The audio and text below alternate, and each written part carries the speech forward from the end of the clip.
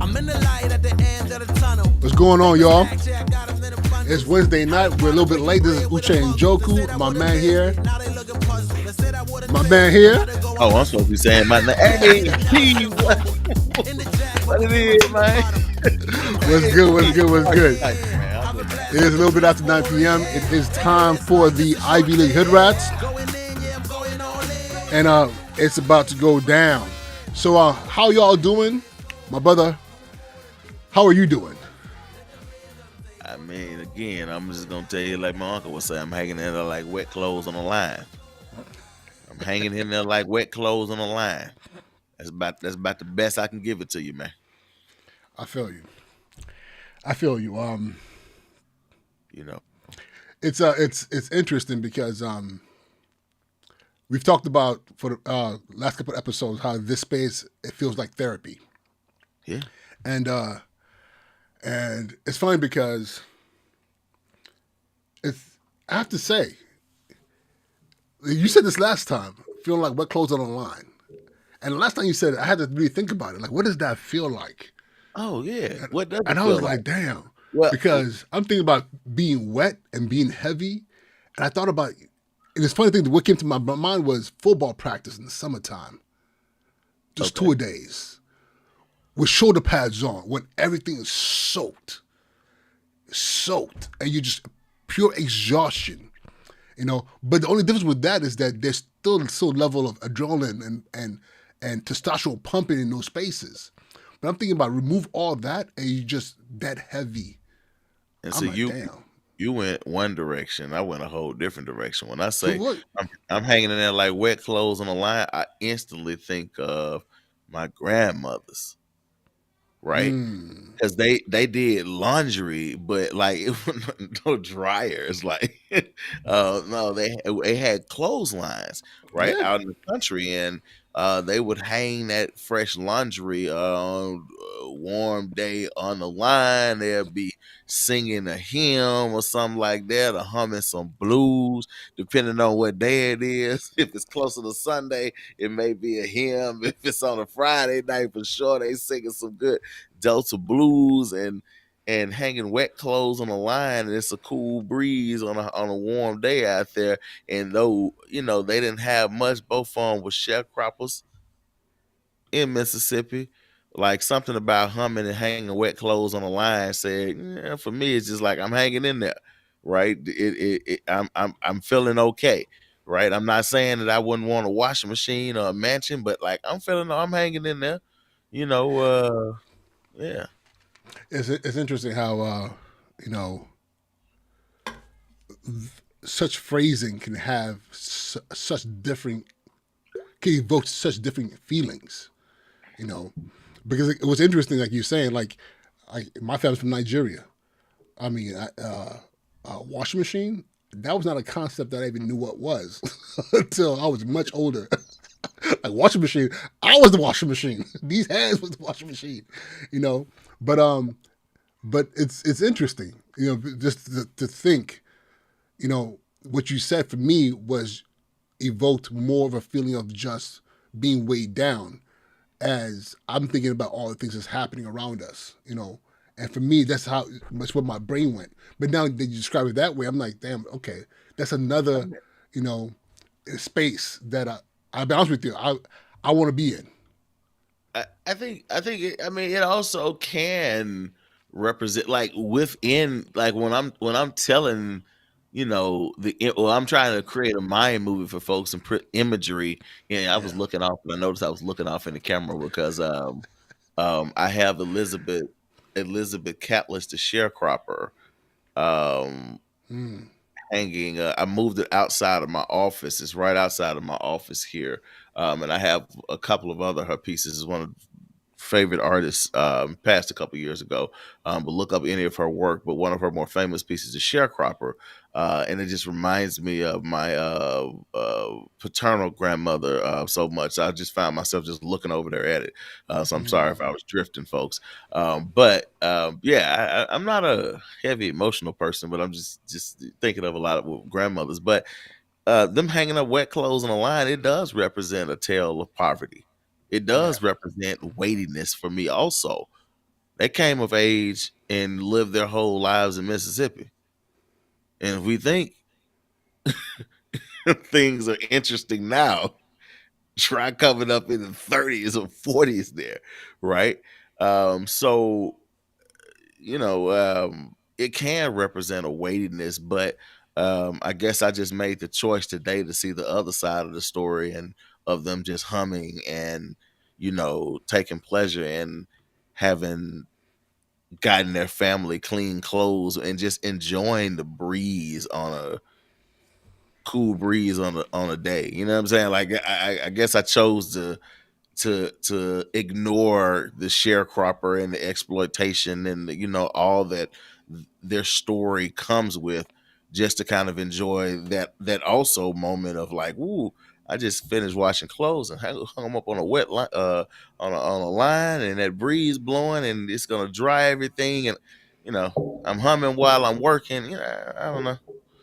There's also a zenness to the experience of washing clothes that as I'm sitting there thinking about it, as a kid, when I got to about it's about nine or 10, it became my responsibility to wash clothes.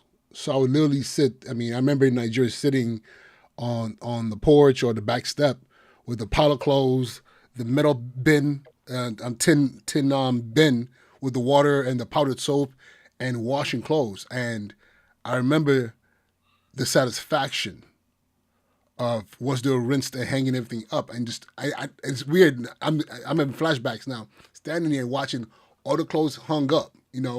Knowing that I did that. So I don't know how you got to this topic of washing clothes, but it's such an interesting thing because I was watching I don't remember this dude's name. Last name Acho, Ahco. He was having a conversation about his role as I guess he's a political activist, and he was talking about his experience as a Nigerian American, disconnected from because it's disconnected from the African American experience. He has a better ability to connect with white folk while talking about the black experience in America, helping to Oh, understand. oh yeah, I saw And it that. was and I remember what he was saying, and I won't lie, as he was saying, I was thinking to myself like, damn, yeah, he got that one wrong. In my opinion, I was just like, I think you got that one wrong because of what he was saying. Because I think he took lightly the fact that even though we have a lot of commonalities, but the institution of slavery and just racism in America, you have two experiences that are birthed from, not even birth, but like from the same tree, but the leaves grew differently because of what side of the tree the leaves came on. So for me, like washing clothes and all, it's funny, but you're talking about the struggle around that. And I'm thinking to myself, that's very interesting because that's not the narrative around washing clothes and hanging clothes outside. It's the same activity, but the narrative behind it is very, very different, and the experience. But there is no sharecropping. There wasn't picking Right, cotton. right. Yeah, yeah. Yeah. I think that's when you mentioned that, brother. I remember reading that um those comments, and I think I guess he was just, and I'm sorry, I'm looking off again because I can't help but like be think like we got on the path of my grandmother, and she was Yeah, just such a uh just a titan of a woman, that I'm in a doctoral program at an Ivy League school, and like I may be her wildest, dream, but she was just such a titan of a woman, and I'm not talking about folks who had this supreme education and all that. Yeah, so y'all had to forgive me this evening there, if I look back over at the sharecropper just as an interesting memory, but um I think that that brother was trying to say or describe that because he grew up in an environment where racism didn't pollute or at least racial racism. I can't speak to tribal, but like that white black divide and gap, whatever that insidious something in our hit. Like he he came up, he's saying I came up in an environment where that wasn't like the case, and just at least I hope that he was meaning, which I mean, whether I did agree with him or not, I was trying to interpret where he may be coming from, and he may be coming from just the sheer amount of negativity, the sheer amount of mental stress and disease that can manifest coming up in an environment where everything seemingly feels like it's trying to destroy you. You know, as Kanye said, I guess we just pray like the minister say, I'm throwing some hot cars. And then he just eventually almost said, I guess they just want us all behind bars. I remember feeling that way coming up. Whether I don't feel that way now, we can get into, but like I remember feeling, man, they just want us all, but I'm behind bars.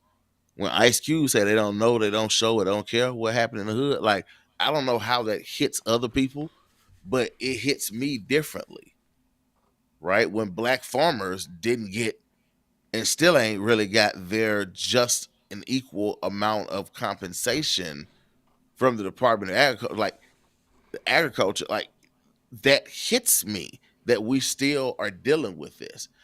Um, 100th anniversary of Rosewood, Florida being destroyed this year. We know we came past that the other year with the 100th anniversary of Greenwood District, Black Wall Street being destroyed, whole black towns flooded, black businesses. I just read a story this week about a black couple that left Texas something for Hurricane Harvey and bought 1,000-acre ranch, cattle ranch, there in Colorado, and being Yeah, I harassed saw by the that. and like, but I Yeah, think I crazy. it's so crazy that we're still dealing with this now. I think I saw a clip of Brother Farrakhan saying, asking folks to, uh, um, y'all doing all this praising of Dr. King, and you need to look at the last 2 years of his life and what he did then, what he was saying then, how he evolved. Y'all looking at the early years when he was, uh, uh, uh, uh, in the kumbaya kind of kingish stage where, but once he started talking about poverty, you know, not just, hey, go show up to vote, but do you even have gas to get down there to the voting thing? Will you have food for your kid? When he started talking about stuff that, you know, matters, he was a very different Dr. King, in an era that most people don't necessarily want to explore. But I think that brother, when he was saying not having to come up in an environment with those anchors hanging around your neck, that veil on, coming up in an environment where it's you might not be living in luxury according to Western standards, but everything is not out to kill you.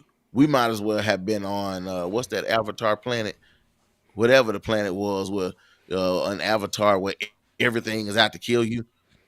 You know what I'm Yeah. saying? We might as well be like, I mean, and it felt like that. And I don't know what it feels like to go 18 years or 15 years or whatever in a place that every turn is not out to kill you. That you're, Yeah. you know. So I They- think that's what he may have meant. Well, whether that's right or wrong, because I still think something about the drum beat and these connections that we keep finding since like we first connected out of Colombia that long ago. We keep finding just more interesting ways. Like, wow, I didn't know that about you. I didn't know that about your family. Like, so there are connections that made it, but I think he was saying that those is kind of like, hey, if you're a dog raised in your own pack of dogs, that's one thing, but getting removed from your pack of dogs and raised with the wolves, that teach you a whole different way of living. That you may lose a certain perspective, because you gotta be this tough, violent, overly misogynistic like personality to survive. But I don't know. I could be just imagining it. I did too much So, talking. so just to give proper context, the person we're talking about is Emmanuel. Okay, so Emmanuel Chinedum Acho, who is actually he is Nigerian American, former linebacker. He played for the I believe he played for the Cleveland Browns, Philadelphia Eagles. He's a ESPN sportscaster, sports analyst now. I'm sorry for Fox. I'm sorry for Fox Sports. He wrote a book called a book on anti-racism. It's a digital series called Uncomfortable Conversations with a Black Man. And so it's interesting because as I pulled this picture up, I started to remember portions of what he was saying. He said that first of all, he was born here in America, in Dallas, grew up in Texas, and his parents were, I think his father was a doctor. I'm not sure about his mother, and they had a medical practice and all that stuff. So he attended private schools, where he was often the only one of two, at times, black kids amongst all white kids. So which and I think it's very important to say because I think as I started this conversation, I mentioned him being raised in Nigeria, then coming out here. But no, he was raised out here and in a space of privilege and wealth.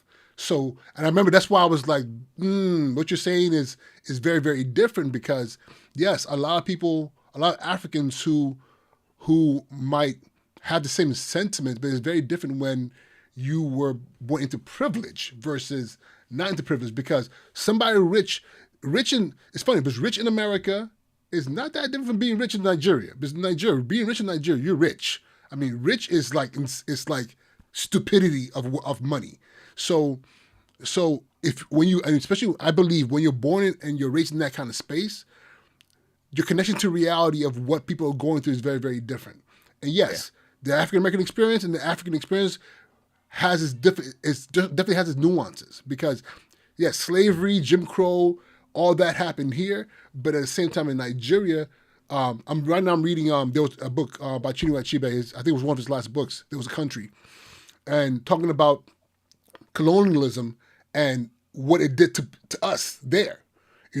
Because again, guess what? Because of colonialism, there were many parts of Africa where, Jim Crow behaviors were being definitely poured upon Africans. So those things exist. But I just wanted to make sure that I pointed that out, that he was raised here in Texas, and where he was coming from a point of his experience as a black man in primarily white communities.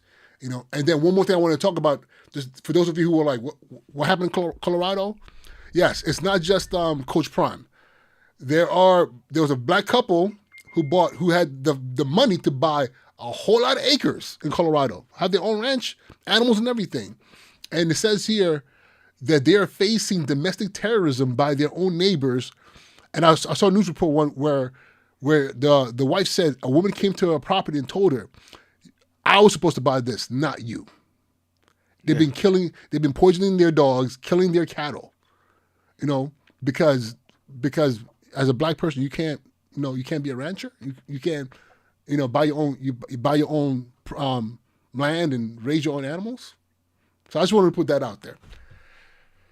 So I still hold firm on what I was saying earlier about it being a difference. And this brother is crazy. It's now you have people that choose to ignore microaggressions, and money gets you out of a lot of stuff. True enough, when you're able to, again, I always talk about black spaces and white spaces and Hispanic spaces and there are Asian spaces. Like there are spaces. Money can get you access to those spaces and those sacred spaces that groups of people have, but it's not gonna get you a full fledged card, right? So there's gonna be an incident. The big one might not have happened to him yet, but it's coming. It's happened. Come on, bro. It's happened. It probably has. It's, That's what I'm it's saying. ha- It probably not has problem. It happened. has happened. The question And is, but I'm saying the when you big. when we yeah, but when you have this one thing when you have and I'm making this in very general terms, but when you have a certain level of privilege and wealth, and you're in spaces where you know ordinarily you might not necessarily belong based on cultural perceptions of race, you accept and tolerate a lot of nonsense to Yeah. maintain your privilege in those spaces. And I've been there. I've been in situations. I've never been super wealthy or anything like that, but I've been in situations where I look back and said, you know what? If I could have done that again, I'll allow someone to say something to me that, because in my mind at that moment in time, I was in a space where I was like, if I jump across this table and grab you by your neck, you know, I'll be crazy, right? For you come out of I pocket. I remember how y'all used to look at me when we were working on our masters, and I would blow up a classroom. I'm talking about All the time. all the time. Like, man, that brother ain't gonna never get a job. He ain't gonna never get hired. Right? He tell the truth too often. He don't care. Like, I do it. I did it last time I was in my ED class with a classmate. I couldn't help it. But I now, still remember the shotgun story you told, and the way the professor looked at you like, did he just say the kid pulled out a shotgun from his pants in school in yeah, the hallway? And you were so yeah. casual about it. People don't Everybody want back in the room was like, yep, that happened. Yep. people don't want to ground themselves in reality. I came I am a reality check, right? But I just got to tell it like it is, right? But getting back to Colorado, that's the America that we live in. And Yeah. if he chooses to not see people literally devalue your house and give you an appraisal for $500,000 less than it's worth, if he chooses to not see that the percentage of black students at this school dropped by X% at the front, like, that's him making a conscious choice. Now, the black community has come up with many names for these type of individuals in many ways and cultures. I'm not gonna call any of them because I don't need any more trouble than I already get myself into frequently. But um if you have high comprehension skills and read between the lines really well and make great inference skills, you'll figure it out. Now, and I'm very careful to assign someone in that space. But yeah, I thought the brother grew up across the great pond. No. Boy, you came up in Texas. Come on, man. Come on, dog. Come on. They was dragging dudes behind trucks. Come on, dog. So, I typically don't engage people who are not grounded in reality because it's my fault Yeah. if I invest a lot. When I'm old and gray, and I get a few sprinkles in there, but I'm old and gray, and I'm on my deathbed, hopefully surrounded by my grandchildren, maybe some great grandchildren. I'm gonna want that little time back that I was talking to an idiot and trying to convince them to see it my way, and clearly, like, they're so far stuck in stupidity right now that it's literally my fault for acquiescing to the murmur of the turtles, as brother TD Jakes would say. I know somebody's like, that brother don't went from Farrakhan to TD Jakes and What do you call it? The kaleidoscope of black thought. No, no, this is interesting. It's interesting. It's funny because as I'm thinking about this, I'm thinking about our conversation we were having right before when we went on air, and that's another one. I don't even know how we got to that conversation, but I'm sorry, we gotta talk about that because I think it's something right. that's very interesting because and I'll start by saying we were talking about hoods. Actually, we started talking about The Wire. I've been watching The Wire, Yes, that's all 5 seasons. I'm on the last season right now, and it's funny because I've seen maybe 3 episodes before I started watching the whole entire thing. And I'll tell you this: if you haven't seen The Wire, or you haven't seen it in a while, watch it again with today's eyes. It is so powerful. It's literally an education in in in social studies, in civil studies, and seeing how cities run. And it's funny because it's your city where you live right now, Baltimore. And it's crazy because I'm watching this and I'm thinking to myself how it connects so deeply to where I grew up in Inglewood, you know.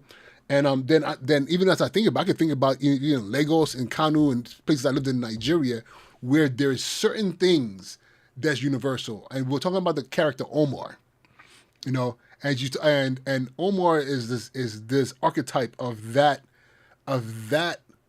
one in every neighborhood. Everybody knows when you see him coming, everybody's like Omar's coming, and everybody goes left, right, go back in the house, and he's walking down the street whistling. Just whistling. Pop goes the weasel. Just What would the Romans say to scare their children? Hannibal is at the gates. Hannibal. Omar is coming. Omar's at the gates. I thought about this. I know who Omar was where I grew up.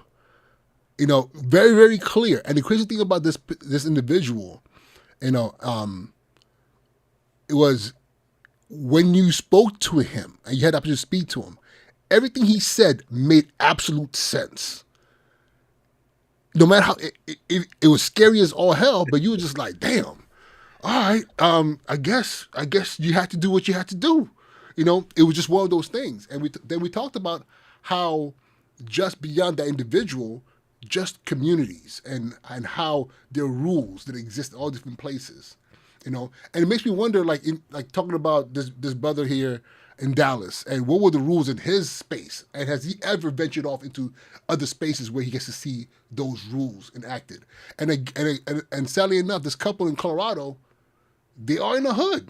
It might be acres of ranching cows, but they are in the hood, and there are rules in that hood, and those people who were there are exercising, I don't agree with it in any way, shape, or form, but they're exercising their belief of ownership, and it's like, how do you survive in these spaces where the rules can change on you at any given time? And you talked about Memphis, and I was like, damn. Because my argument was like in the 80s. I'm here talking about in the 80s and 90s, LA. And he was like, bro. I said, bro, they were safe. I said, but you had rules. It was rules. LA was safe. I go to New York. New York is safe. DC is safe. I said the I-55 corridor when I was coming up, and probably still to this day, is the most unsafe. Like, start in New Orleans, move up to Jackson, Mississippi, to Memphis, Tennessee, travel up to St. Louis, go ahead on to Chicago, and whip around to Detroit. That's crazy. Yeah. It was some rules. People always say, like, oh, Memphis is, small town. I mean, it's not, but it is in comparison to LA, New York, or something like that.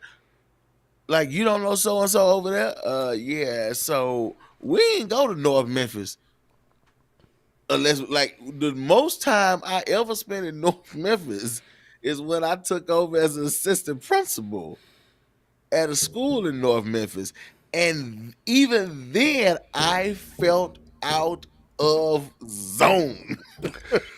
It's some dudes that was not out of place, out of zone. Out of zone. Like, I don't belong. Right, not this zip code. This was out of zone, right? It was some dudes that'll see me when I'm out of my shirt and tie. I made sure I stayed dressed like a principal when I was navigating out there, because it's somebody out there might remember you from back in the day, might be some. You look like you. No, I'm out of zone, right? So we had rules, but it's a lot of werewolves, and it's a small town, and like not a big police force, and like Memphis, it's Wild West. New Orleans was crazy before Katrina. Anybody out there knew pre-Katrina New Orleans, and it's getting back crazy now. But I can only imagine. It was crazy. Because I was in New Orleans in the fall of 2019, and I mean, I was staying right on. I was right on Bourbon Street. I was right down. I was right on Bourbon Street actually. So I was right there, and it's funny because one of the nights, but the whole entire time is all touristy, right? But there was one evening I was out there with my staff, and we were walking, and I saw some dudes standing on the corner, and I was like, all right, this is not good. But you said werewolves. What I saw was like, oh shit, okay. Yeah, it was a werewolf.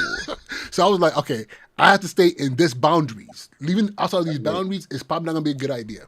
I know they're not gonna like it. They're not gonna like what I say. But I spent years in New York. It's wolves out there. It's plenty of wolves in New York. But there are rules. But There it's are rules to a only certain a extent. couple of werewolves in New York. I'm just gonna be honest. From where that, like all my like it's wolves all in New York. There's a couple werewolves, right? But they're sparse. Like if you in Memphis, But the final Where- werewolf. Could we be more I elaborate in can't. defining that? I can't. I mean, not. But It's more like I won't. okay, so because there's people listening right now talking about like, what are they talking about? Okay. Werewolves. Okay. You know, are they You got- vampires you too? You got dudes as dogs, pit bulls. They mean. That's like They're- that's regular hood level. and You there got dogs. and there are no rules. It's a pecking order of dogs, but dogs know not to be dealing with no when they know when they get to wolf level, right? Because it's gonna get ugly because wolves running packs is gonna get ugly if you dealing with them wolves. They don't care. And then you got werewolves, them Omars, right? And all I'm saying is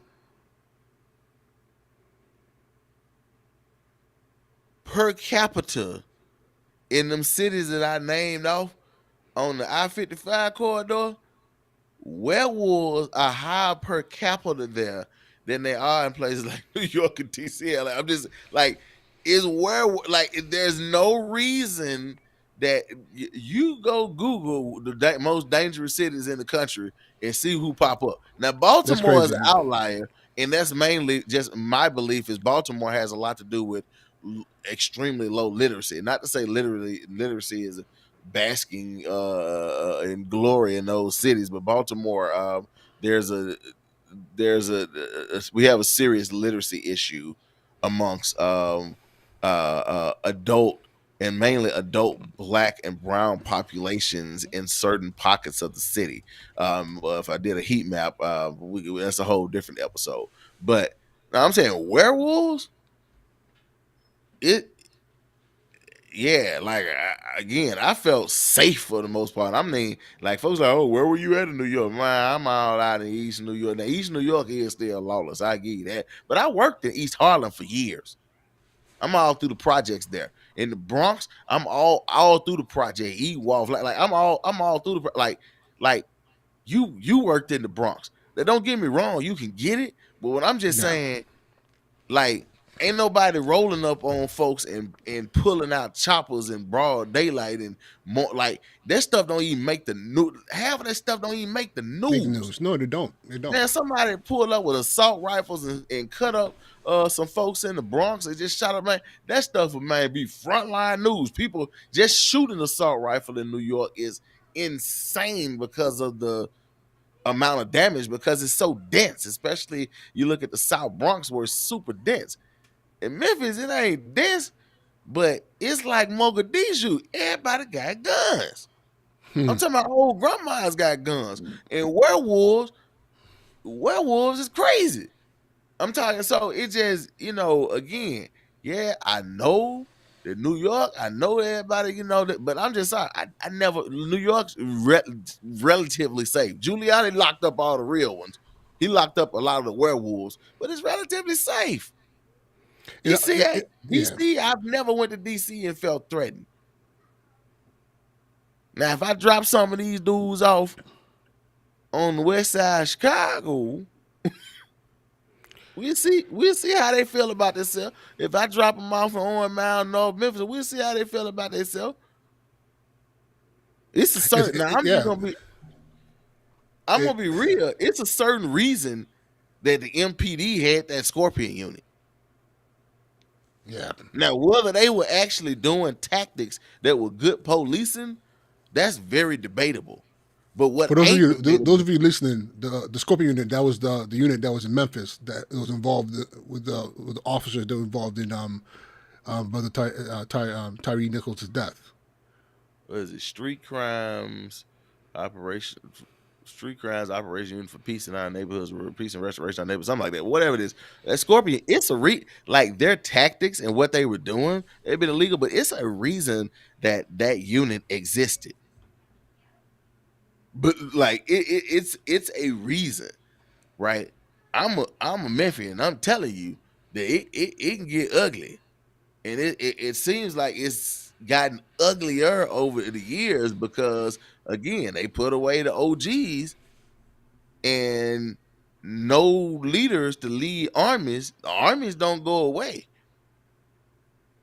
They just get stupider, right? And now you got all these young boys running around on these pills, you know, $5, $5, $10, $20, $50, man, they'll cut your head off. I mean, literally cut your head off. So again, uh I just again, it's not that element is just not there in New York. I don't feel uncomfortable. But again, the werewolves, man. That's what you really got to watch out for, the Omars.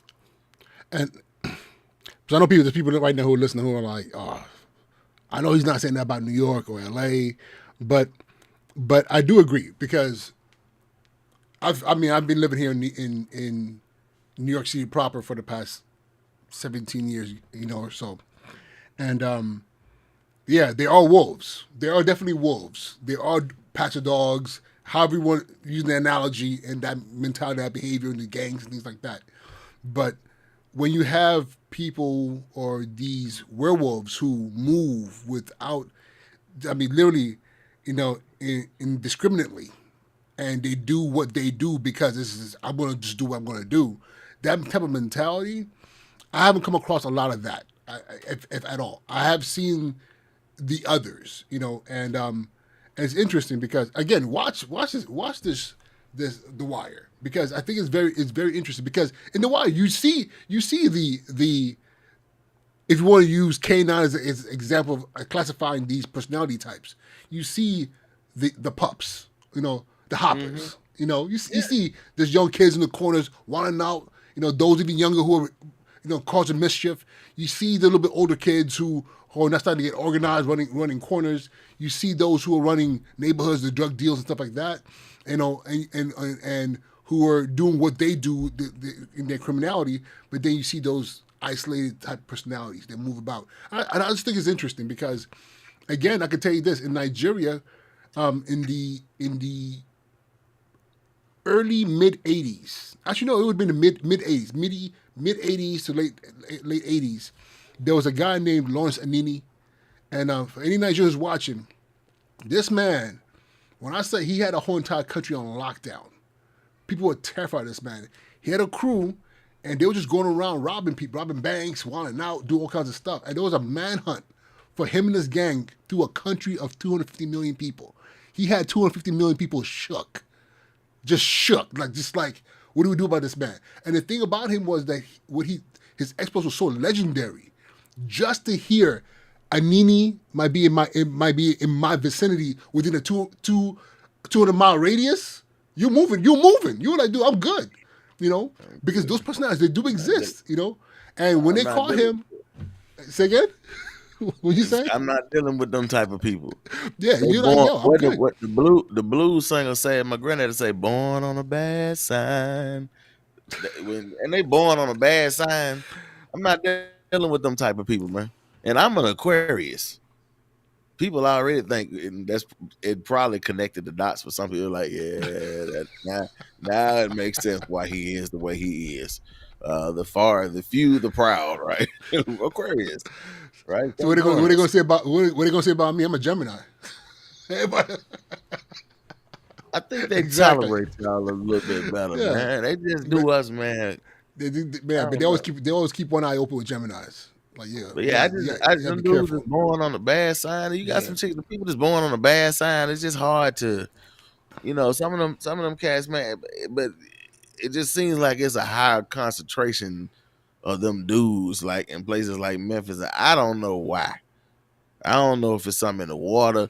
And again, it ain't to say that I don't want no folks trying to comparing miseries. I'm not comparing miseries, but what I'm saying, coming up in Memphis, yo, even when you trying to stay out of the way just is there, right? do And it's do do you think there's a correlation because when like you said this earlier, like you're talking about New York City, the density of New York City, and all these major cities where numbers wise you would think there would be so much more of that happening, but these places you mentioned like Memphis and New Orleans, yes, they have concentration population, but it's poverty. so much it's poverty. So that's my question: is it poverty, It's and poverty.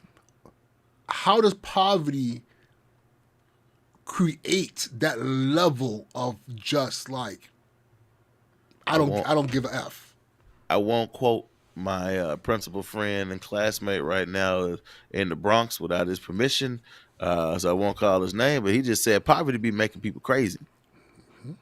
And when I'm saying Memphis off the chain, I'm not just people might think I'm just talking about black folk. Now, I'm white folk, Asian folk, Hispanic folk, same thing from New Orleans, off the chain. Cajuns is crazy down there. Like the stuff that happened on Friday and Saturday night down around them trailer parks is like amazingly crazy. Like what? Right? So, but it's poverty. Poverty, man. And we started by talking about Dr. King in the last 2 years of his life, and people need to kind of think about who he was in the last 2 years of his life when he was talking about poverty. Same thing Malcolm X was talking poverty. Like it forces you to become an adult at the age of 5. You don't get a chance to be a kid. People don't have children; they have other children. They have other people. You don't get a chance to be a kid because you having to deal with so many adult things. Trying to help your parents rob Peter to pay Paul. You dealing with lights. Okay, let me just talk about me. Uh, dealing watching your parents try and rob Peter to pay Paul. You dealing with lights out, right? You know what I'm saying? You dealing with phones out. You talking about AOL with the little CD on the free trial for 30 days until that Keep, junk go out. And you you keep gotta just get keep doing another. that. Keep doing it like, you know what I'm saying? Yeah, You know man. what I'm saying? We talking about uh uh uh government cheese, government peanut butter, right? Uh no. Poverty can, we talking about walking to school, it's gunfire the first thing in the morning. You talking about I literally was on what was I describing when we were talking about that Omar dude and you were saying, oh, I watched the death of Omar one before I came on. I said, yeah, Omar always gets killed. And I got to talking about a dude in my hood that was that Omar type cat, and they stretched him out. School got out at 2:15. They stretched him out right on the side of the school, near gate near where I was standing at 2:13, just in time enough for everybody to come out and see it. Right? Poverty makes folks crazy. Folks can't, if you're living in poverty somewhere and you don't see luxury around the corner, down the street, and all on TV. So somebody out living in the middle of a jungle, living their best life, having a lovely time, that might not even know anything about those luxuries. They don't know they're in poverty. They probably actually are not, because that's not how they conceive of um success. right? That's not how they conceive of wealth. Wealth may be in your family, in your land, in the amount of animals, like not in all the shiny trinkets that we get, right? Might be, might not be. But when you gotta see it every day, literally, you know what I'm talking about? Like you in New York, if you below 110th Street on the east side, wow, things change. And it really changes when you get to 96th Street, Very different right? world. You telling me billionaires are right down the street, But right? let me throw this at let me throw this into what you're It's saying because we're talking crazy, about man. poverty. What about abject poverty? Like for example, like I mean, coming up in L.A. and immigrant family, we were poor. We were in poverty. Everything you said from the government cheese, like we went through all that. But one of the things in the wire that I've been like really honed in on is the fact that those abandoned buildings where you have people who are what we call squatters, but they're just like, listen, I'm literally, cabling in extension cords from the main outlet, on the power line into the house to have power in the house. We're literally putting padlocks on these abandoned boarded houses because this is where we live because no one lives here.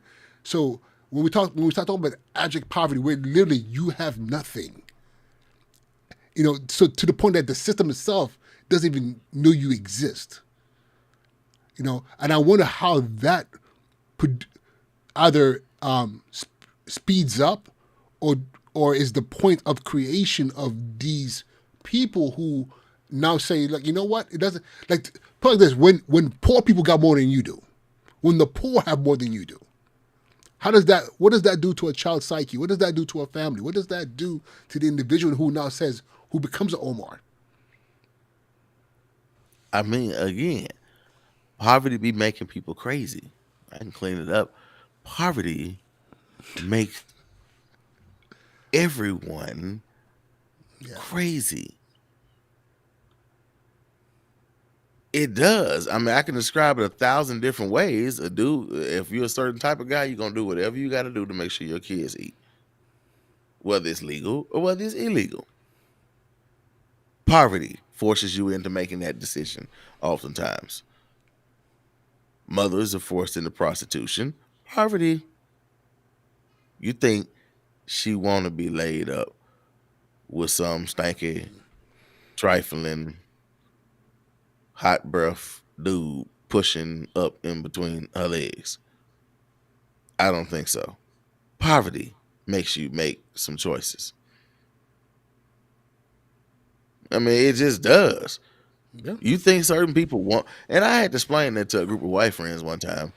Do you really think someone wants? There are a few rare people that really just want to stand out on a corner and risk their life all night selling nickels and dimes and $20 bags.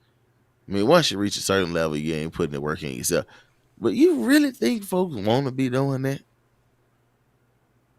Like, folks really believe that's what folks really want to do, knowing that somebody can pull a bullet in the back of your head at any given time just to rob you for $200 worth of dope. Nobody want to be doing that. Poverty. I'm just saying it makes people crazy. You think somebody want to be living in a trailer in Grinnell, Iowa, that if I blow too hard, literally just me, it might fall over because their parents are on meth? I'm not describing no black folks here. I'm describing a family I worked with when I was a youth worker in Iowa. Both of your parents on meth, ate their teeth out. You ain't been to the dentist ever. Now, what type of kid is that gonna make you? Poverty just makes folks crazy. I mean, we try and educate. I mean, just think about it. Now, we've done a great job, hadn't we, brother Njoku? And you see, I straighten up and I'll start speaking in a different language. We've done an excellent job at utilizing education to not redefine but refine our mannerisms when we're in certain spaces, to be able to utilize language and our mannerisms and our cultural capital to navigate well in different spaces and places. But the stripes that we've gotten on our back as a result of dealing with poverty, they don't go away. Facts. They heal. They heal. It's like what was it, the famous enslaved individual, they forget his name. They the famous picture, he was taken down there in New Orleans there, with his back was stripped and just tore up. But all those stripes are still there, even when you put on your nice tailored suit and you get in different spaces and exist in a world that probably still doesn't necessarily want you there, but are tolerable of you being there. Um, those stripes don't go away. Poverty still has had a tremendous toll on us. We just refined it with education, and we learn how to process and how to deal with things differently sometimes. But poverty still has, you know, I eat certain things that I know are terrible for me. I'm little Viking sausages and crackers. Yeah, I shouldn't be eating that crap. I know it's the worst thing on the planet, but that's a taste I acquired as a little impoverished kid in Memphis. And like poverty makes you crazy. There's so many different ways to go, whether it's food and nutrition, whether it's health, whether it's violence, whether it's mental health, sexual abuse, being hungry, not knowing where your next meal is, and just the stress of figuring that out. And eventually, if your little brothers and sisters belly start pressing in and they spine, you gonna do whatever you got to do to make sure they bellies are full. And it starts small, and then those robberies get worse and worse and worse. And now that's who you are. But it didn't start out with so and so just being a bank robber. So and so didn't start out wanting to kill anyone's mother or father. No, it probably started out with them just trying to feed their younger brother or sister. So I had to start stealing from the local stores. I had to start sticking somebody up to get some money to pay the light bill to try and keep the heat on in the house. Because my mama was strung out and I ain't met my dad. Or maybe both of them were there and they were completely strung out. And this ain't just black. This is white, Hispanic. Like Everybody. poverty can make people crazy. Like you shouldn't be dealing with certain things as a child. But if people that are my hue are not really considered people, therefore their children are not really children, then who cares? I remember in boot camp meeting, I just turned 18. No, yeah, I was 18 in boot camp. And I remember being in South Carolina, Paris Island, and meeting. I mean, there were 60 of us in our training platoon, and I remember the drill instructor asking a question, and I don't know why he asked this question, but he asked the question: how many of you sorry sons of bitches is going to sleep on their own bed for the first time, and as long as you can remember. And I remember looking around, and several hands went up. Where Yeah. boot camp was their first bed in how long? Where they had a mattress and a bed frame to sleep on, and the hands that went up was maybe if of the 60 of us there, if 20 hands went up, only one was black. So there's this perception of poverty only and always being a black thing, when the reality is a people thing. And in America, the majority is white in poverty. I used to think that way until I went to college. And it's Dave Chappelle, and I lived amongst the poor whites. And I saw white segregation. Like Grinnell, Iowa had like 3 elementaries. The rich elementary, the working class elementary, and the poor white trash elementary. Because if you were black there, you were probably a doctor at the hospital or something like that. But this was white segregation. The way they used to treat the little impoverished white children there were terrible. I'm like, and that's why Donald Trump came and made a deal with all of them. You're going to let these other rich Republicans treat you like the blacks. I'm going to elevate you. That's essentially what he told them. The other rich Republicans that have been mind controlling you for years are treating you no better than the blacks. Matter of fact, they're aligning with wealthy blacks. I'm going to give you folks that have suffered generational poverty in all of these forgotten spaces in Iowa and Kansas. I'm going to give you all a voice. Now, we all know that he was selling snake oil and he was a Queens hustler with a fancy suit on. But just the idea of having a voice. The idea, yeah. Somebody that's going to stand up for me and at least not treat me like the blacks and empower me to be.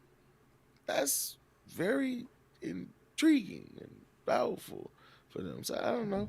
That's a powerful vision. Definitely a powerful vision. We gotta check out, man. I gotta be up. It's 10:03, and this is a good conversation because, and for those of you who might be listening, probably thinking like, what was the conversation about again? And what I'm taking away from this is, especially for me, everything I do, this space really helps me in organizing my thoughts, but also thinking about, what we do as educators. And the one thing that I think a lot of teachers, a lot of people in education don't think about is, I mean, it should be a T-shirt. It should be a steadfast motto that poverty, will make people do crazy things. And a lot of crazies that we see in our classrooms, in our communities, that we work in, and a lot of times that we live in, poverty is a mother. It is what it is.